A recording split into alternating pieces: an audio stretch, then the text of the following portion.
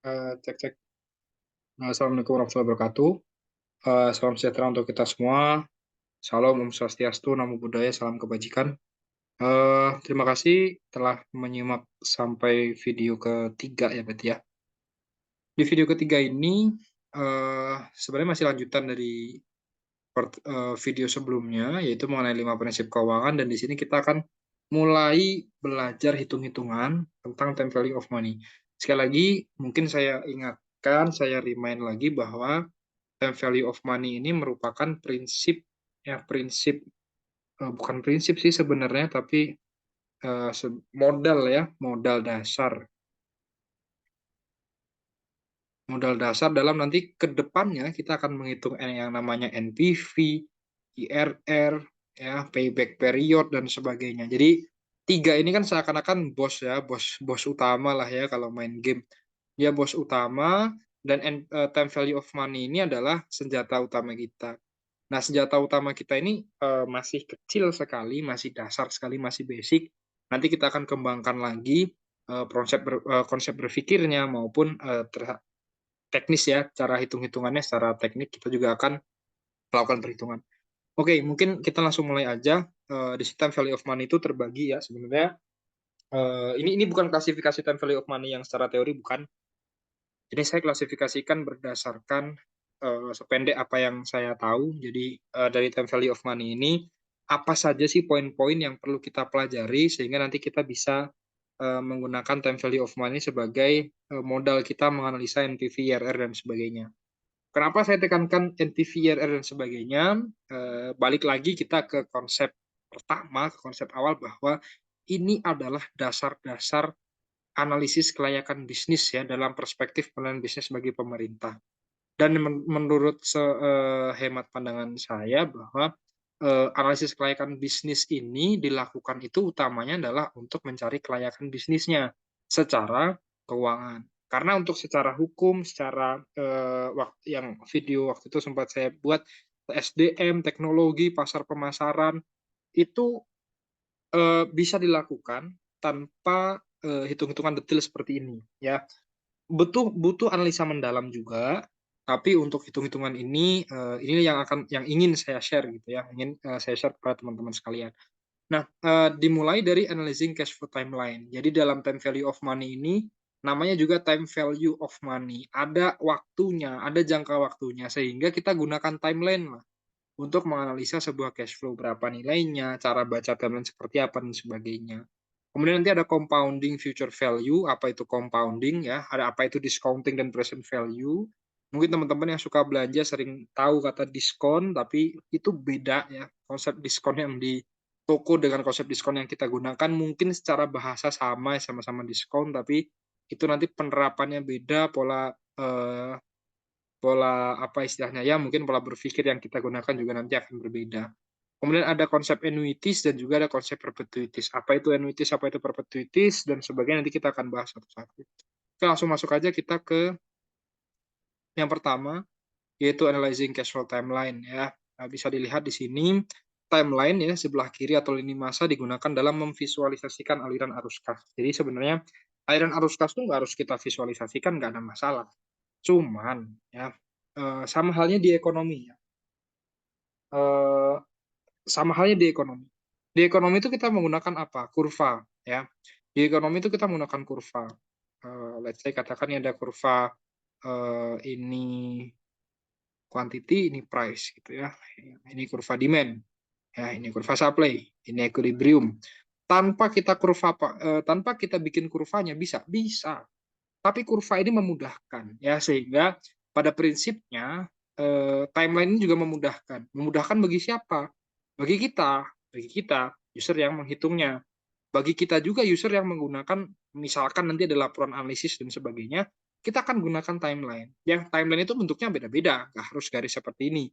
Mungkin nanti dalam proposal KSP ketika kita lihat timeline itu udah bukan kayak gini lagi. Timeline itu di sini tahun 1, 2, 3, di sini pendapatan, ya, pendapatan, jumlahnya sekian, jumlahnya sekian, jumlahnya sekian. Kemudian ada pengeluaran, ada net income, ada cash flow, dan sebagainya. Timeline itu bentuknya beda-beda. Tapi sederhananya timeline ini lebih memudahkan daripada kita bikin narasi gitu kan. Timeline ini karena ada sekali lagi ya, karena waktu ya kita value itu sangat sangat ada kaitannya dengan waktu, maka waktunya ini kita bisa tentukan. Kita mau bikin per tahun bisa, bikin per bulan bisa, per hari bisa, atau ya apapun yang kita butuhkan ya, triwulan bisa, kuartal bisa, semester bisa gitu ya, sesuai dengan analisa yang ingin kita lakukan. Nah, cash flow itu dua ya, yang namanya cash flow itu dua. Ketika cash flow-nya positif berarti aliran kas masuk ya, atau di sini istilahnya cash inflow, atau cash flow negatif, cash keluar yaitu cash outflow. Nah, pada prinsipnya dua arus kas ini adalah menjadi teman kita ya. Kita harus berdamai pokoknya dengan dua arus kas ini karena ke depannya kita pasti gunakan dua kas ini. Dua arus kas ini pasti kita akan pakai terus. Karena nilai ya suatu kas bergantung terhadap waktu kas tersebut diterima atau dibayarkan, maka penting bagi kita untuk menjabarkan dengan jelas kapan uang itu diterima atau dibayarkan. Ya ini suatu ya, tipe maaf. Di sini ada contohnya teman-teman di sebelah kanan ada grafik di sini cash flow tahun ke-0 minus 100, tahun 1 30, tahun kedua 20, tahun ketiga minus 10, tahun keempat 50. Apa cara bacanya? Ya, berarti ada arus kas keluar di tahun ke-0 dan tahun ketiga. Ini cash outflow. Nah, minus ya. Ya, kita mengeluarkan. Ya, sebagai perusahaan kita mengeluarkan.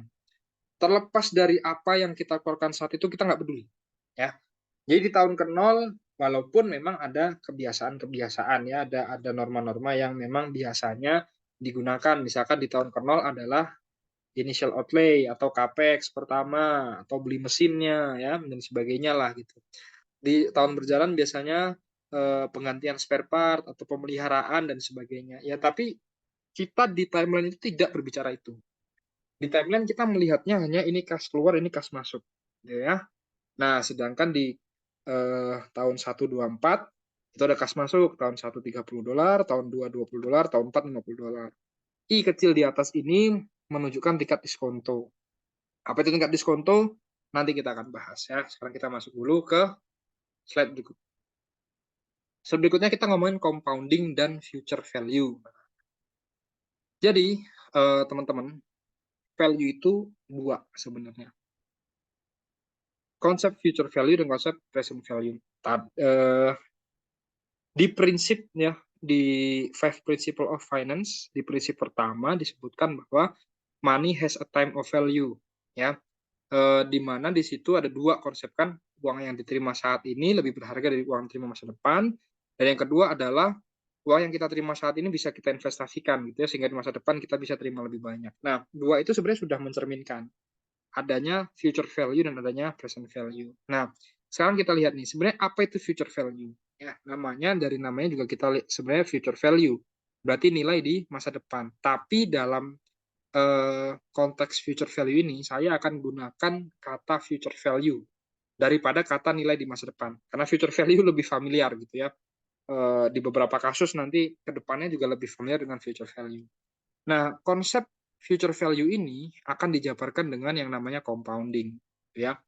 Di sini kita baca konsep compounding merupakan konsep bunga majemuk yang digunakan dalam menghitung nilai suatu aset di masa mendatang. Bunga majemuk itu seperti apa? Nanti kita lihat di tabel yang samping ini ya. Kita lihat rumusnya dulu. Nah, ini mudah mulai hitung-hitungan. Future value itu sama dengan present value dikali 1 plus annual interest rate dikali tahunnya. Ya, di sini misalkan kita mendepositkan uang sebesar 500 di bank dan kita mendapat bunga 5% PA. Nah, ini ada istilah baru lagi ya, PA. Apa itu istilah PA? Ya, PA ini adalah pay annually. Gini ya, N-nya 2, L-nya 2 ya. Ya, dikoreksi lah kalau salah ya. Berapa uang yang kita terima di akhir tahun kelima gitu ya. Nah, ini ada konsep bunga majemuk. Ya, bunga majemuk adalah bunga yang berbunga. Nah, dulu waktu kita belajar matematika di SMP atau di SMA, itu ada bunga yang sifatnya hanya tahunan aja. Ya. bukan bunga majemuk. Tapi yang kita gunakan sekarang, ya, konsep yang kita gunakan dalam kehidupan itulah bunga majemuk. Ya, sekarang kita lihat di tabel sebelah kanan. Inilah tahun pertama di mana kita menginvestasikan uang kita di tahun ke-0 ya investasinya ya.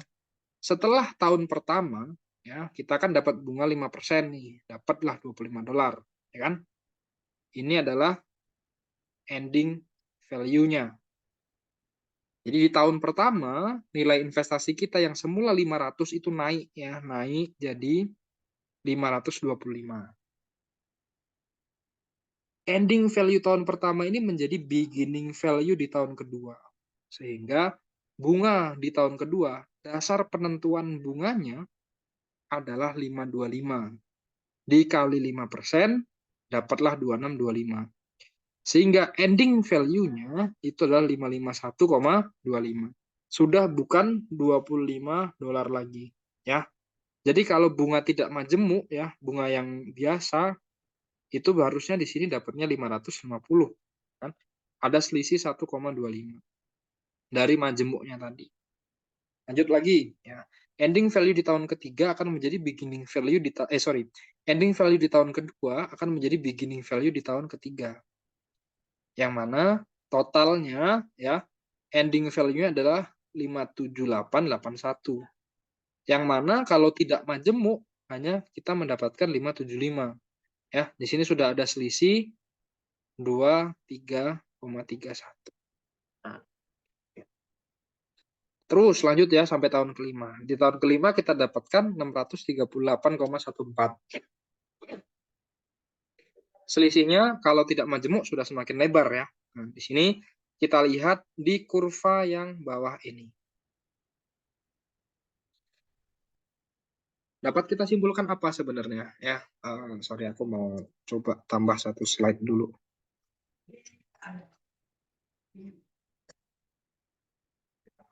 Kesimpulannya apa sih yang bisa ini yang ingin saya sampaikan adalah compounding ini adalah prinsip yang sakti sebenarnya. Jadi compounding ini sangat sakti sehingga kalau kita kurva biasa ya, ini waktu, ini value. Kalau kurva biasa mungkin kayak gini ya, semakin bertambahnya waktu, nilainya semakin meningkat gitu kan. Tapi ini itu bukan prinsip compounding gitu ya. Prinsip compounding nggak kayak gini. Ini bukan compounding.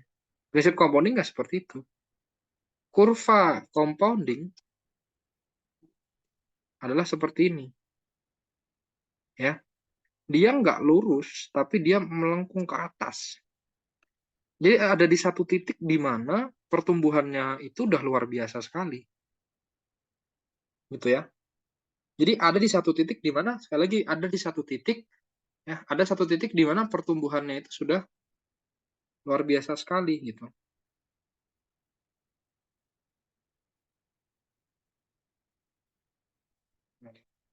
Ini mungkin hanya sekian tahun gitu, tapi value-nya itu bisa 2 kali lipat mungkin ya, atau berapa kali lipat gitu. Nah, dikarenakan apa? Dikarenakan tadi konsep bunga yang berbunga. Sampai di satu titik bunga yang berbunga itu sudah semakin gede, semakin gede, semakin gede, semakin gede. Nah, cara menghitungnya gimana? Cara menghitungnya adalah dengan rumus yang tadi. Ya, future value sama dengan present value dikali 1 plus interest-nya pangkat periodenya. Ya, ini adalah rumus yang akan kita gunakan sampai ke depan, terus kita gunakan rumus itu. Itu ya. Di sini contohnya ini yang di sebelah kanan, kalau kita hitung pakai rumus, berarti future value sama dengan present value-nya adalah 500, ya, dikali 1 plus interest rate-nya adalah 5%, pangkat 5. Ya. Ini berarti 500 dikali 1,05 ya. Tanpa persen, pangkat 5. Nah, dihitung pakai kalkulator, silakan dihitung pakai kalkulator, nanti ya hasilnya pasti sama ya, hasilnya 638,14. Nah,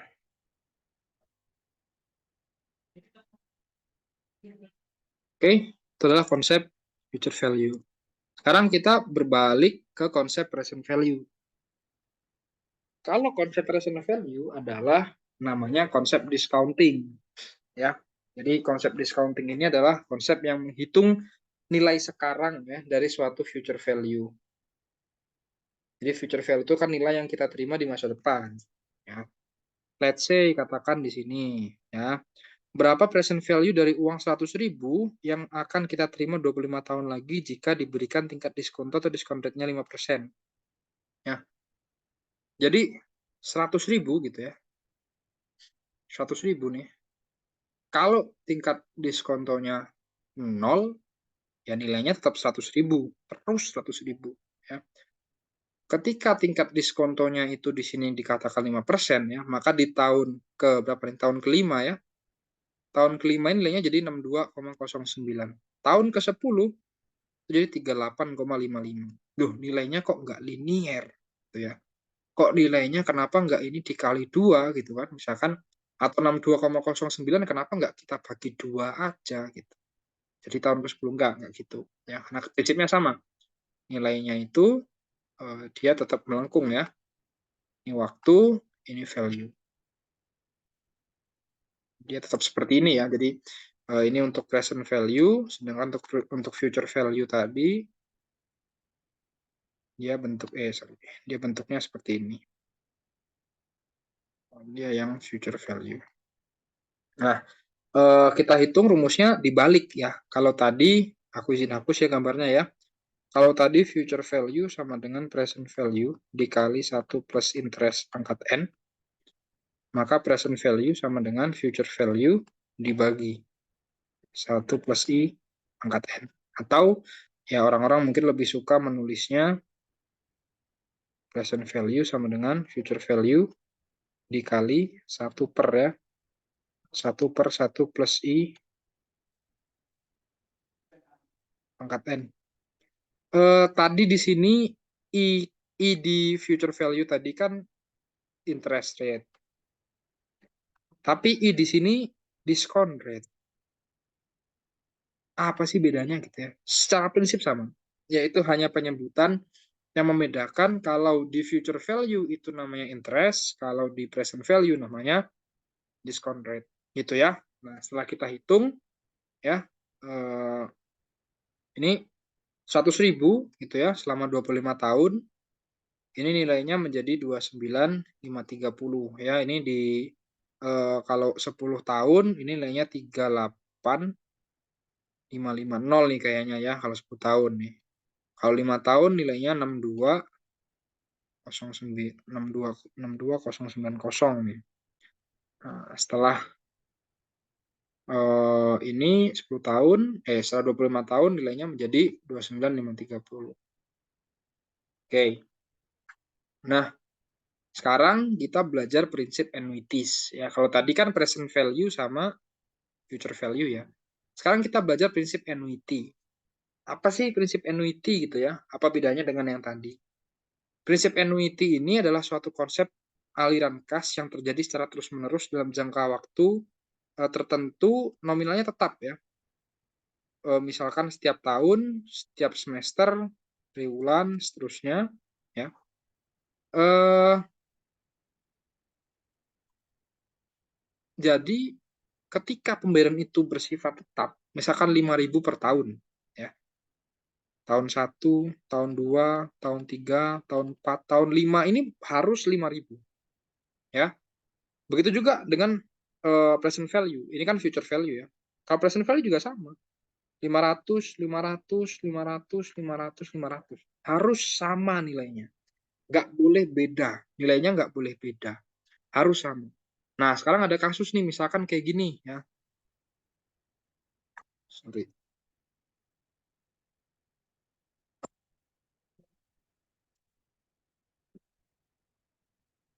Misalkan kasusnya kayak gini.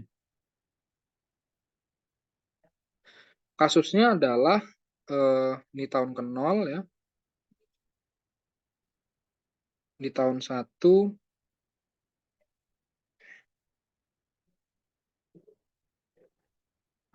sorry.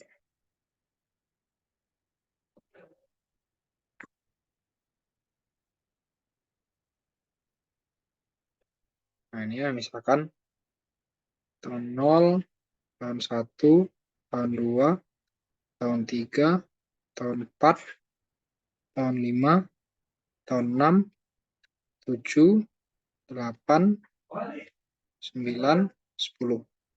Nah, di sini katakan tahun 1 1 juta, tahun 2 1 juta, tahun 3 1 juta, tahun 4 1 juta, tahun 5 1 juta, tahun ke-6 dia minus 2 juta, tahun ke-7 1 juta lagi, tahun ke-8 1 juta lagi, tahun ke-9 1 juta lagi, tahun ke-10 1 juta lagi. Nah, maka ini konsep ini katakan mencari PV annuity ya.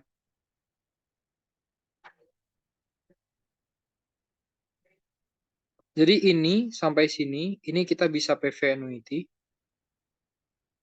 Pakai rumus annuity ya. Yang ini kita present value kan basic. Yang ini kita pakai annuity ke tahun ke-6 ya. Annuity ke sini. Terus ke sininya basic. Hah, maksudnya gimana? Nih, kita breakdown satu-satu ya. Kita dulu rumus present value annuity. Rumus dari present value annuity adalah payment annuity ya, 1 juta 1 juta ini dikali 1 min 1 per 1 plus I pangkat N dibagi I. Ini kan. Nah, tahun ke-1 sampai 5 ini bisa pakai rumus ini. Ya. Tahun ke-6 ini 1 sampai 5 ya. Tahun ke-6 ya, di tahun ke-6 kita hanya pakai rumus present value yang biasa.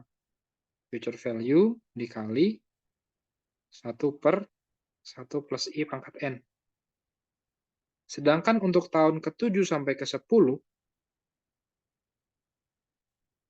ini kita annuity-kan selama 4 tahun. Kenapa kok nggak 10 tahun? Ya karena dia hanya 4 tahun saja nih. Ya kan? Dia hanya 4 tahun gitu. Jadi kita pakai PMT 1 min 1 per 1 plus I. Nah, di sini N-nya adalah 4 gitu ya. Dibagi I. Kalau di sini N-nya berarti 5. Ya. Kalau di sini N-nya 6. Nah, nanti setelah dapat hitung-hitungan ini, ya, kita present value-kan lagi. Nah, dengan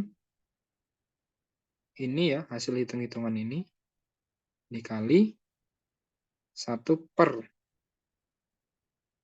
1 plus I pangkat 6. Ya, jadi kita present value-kan annuity dulu, baru kemudian kita present value-kan secara basic. Nah, itu untuk kasus-kasus seperti ini ya. Tapi memang nanti dalam hitung-hitungan apa namanya? NPV dan sebagainya itu hitung-hitungannya lebih rumit lagi sebenarnya. Cuma nanti kita dibantu lah oleh Excel gitu ya. Kita nggak hitung secara manual, manual kritik juga gitu ya. Nah, secara rumus kurang lebih seperti ini ya. Saya hanya akan mengenalkan konsep rumusnya. Nanti perhitung-hitungannya ya kita akan coba lakukan di lain waktu mungkin ya. Ini future value annuity, ini present value annuity. Rumusnya kurang lebih seperti ini. Dan konsepnya seperti ini sebenarnya teman-teman ya. Kita lihat di sebelah kanan, di sini ada present value dan future value.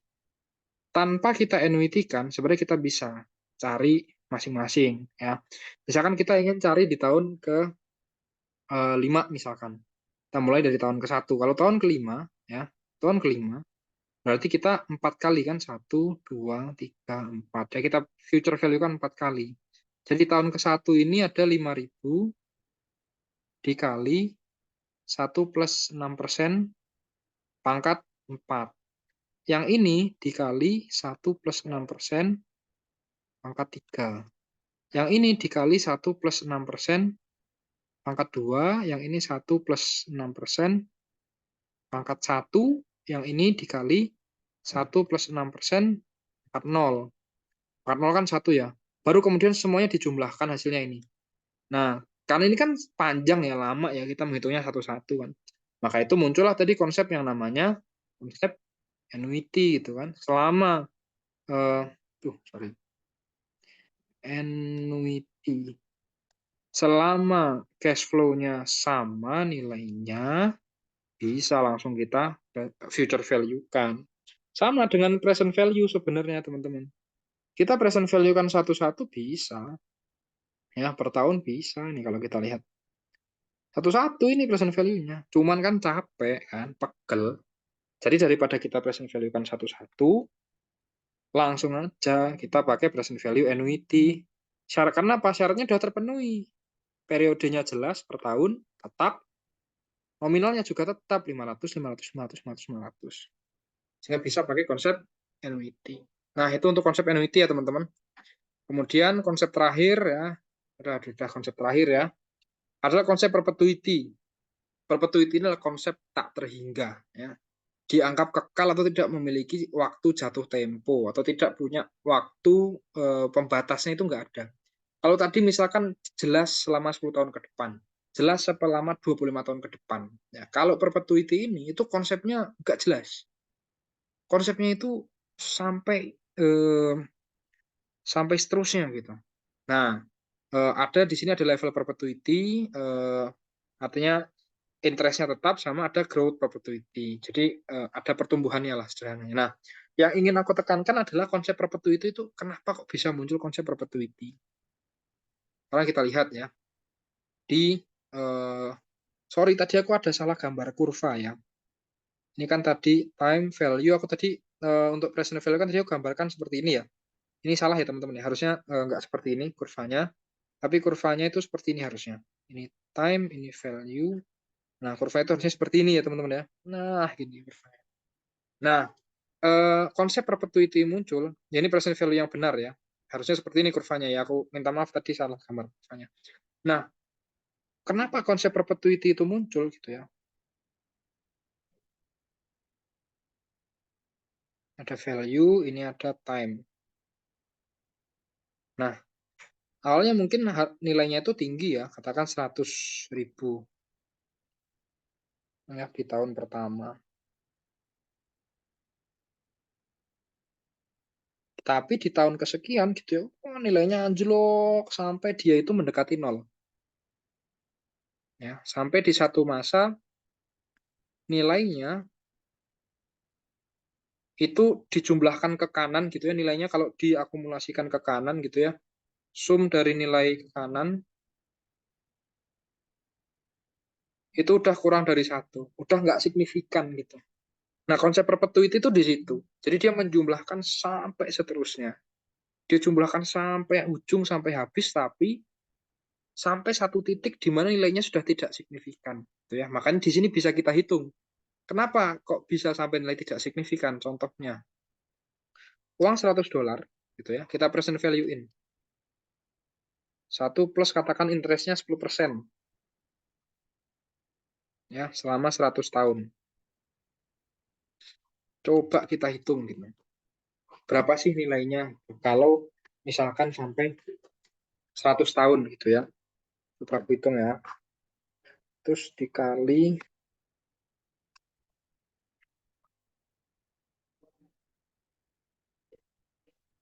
nah nih, 0,123,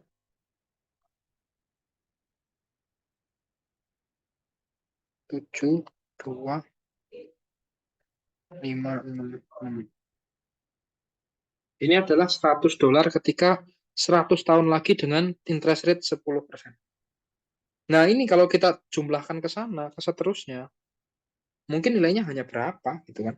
Mungkin nilainya hanya ya kecil lah gitu ya. Misalkan ini kalau kita teruskan, ini misalkan di tahun 1 gitu ya, ini tahun 1, kita teruskan sampai 100 tahun lagi misalkan ya. Sampai 100 tahun lagi. Berapa kira-kira nilainya, akumulasinya gitu ya. Coba kita hitung.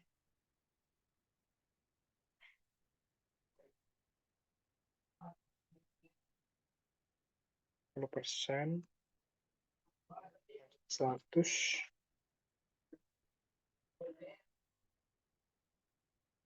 Nah, 100 tahun ke depan gitu ya, nilainya itu menjadi 0,07256045.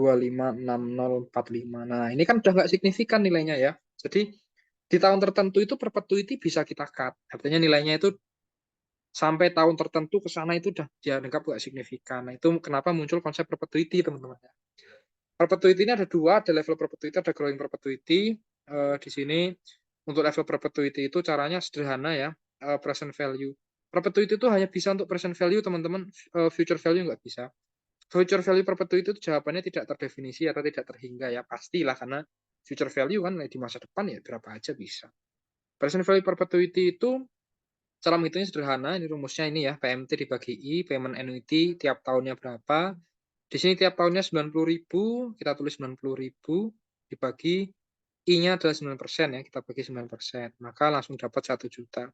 Bisa kita simpulkan bahwa kalau tiap tahun kita nerima 90.000 ya, dengan bunga sebesar 9%, seterusnya sampai akhir itu nilai yang kita punya itu 9 juta. Kok nilainya kecil ya kalau dikira-kira ya? Berarti kan sama dengan seakan-akan kita hanya menerima 10 tahun ya. Sebenarnya enggak ya teman-teman, karena sekali lagi ada time value of money. Jadi di tahun ke-10 itu nilainya belum tentu 90.000 lagi, ya kan? Nah, untuk growing perpetuity itu kita kurangi dengan nilai growth-nya. Jadi misalkan di sini 9% ya, interest rate-nya, growth-nya itu 5%. Oh, berarti 9% ke 5% itu 4%. Sehingga dengan growth sekitar 5%, maka sorry teman-teman ada fisiknya. Dengan growth 5% ya, maka kita dapatkan 90.000 itu selama seterusnya total present value yang kita punya adalah 2.250.000. Nah, itu mungkin teman-teman untuk konsep time value of money, semoga bermanfaat terutama untuk kedepannya kita belajar investment decision kriteria. Next mungkin aku akan tukar teman-teman, investment decision kriteria dulu yang akan kita bahas, baru kemudian kita akan bahas tentang apa itu WACC dan risk return. Oke, itu mungkin sekian dari saya. Terima kasih. Assalamualaikum warahmatullahi wabarakatuh. Selamat malam.